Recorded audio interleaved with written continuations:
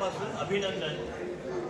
आज अर्थसंकल्पाच्या भाषणात जो काही अर्थमंत्र्यांनी उल्लेख केला त्याप्रमाणे प्राथमिक, माध्यमिक आणि उच्च माध्यमिक जे अघोषित आहे ते तरतुदीसह त्यांनी मान्य केले आणि त्यांना ते अनुदान देणार आहे।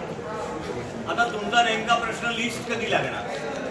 अघोषितची प्राथमिक आणि माध्यमिकची यादी जी मुंबई स्तरावर आहे किंवा ज्युनियर कॉलेजची यादी जी मुंबई स्तरावर आहे ही यादी साधारणतः येत्या कॅबिनेटमध्ये सादर करून त्याला तरतूद उपलब्ध आहे असं समजून ती यादी त्यानंतर जाहीर होणार आहे। त्यामुळे यादी जाहीर लवकरच होईल।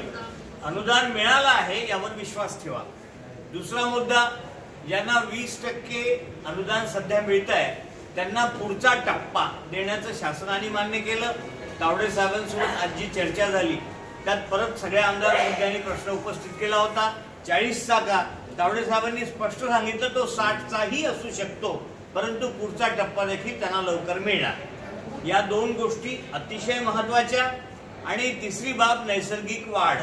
नैसर्गिक वाढीचे सगळे अहवाल आयुक्तांकडून बोलवण्याच्या सूचना आयुक्तांना मंत्र्यांनी दिलेल्या आहे आणि या सोबतच नैसर्गिक वाढीचा प्रश्न देखील सुटेल अशी अपेक्षा आहे। आम्ही सर्वजण त्यासाठी कटिबद्ध आहोत आणि प्रयत्न करतो आहोत।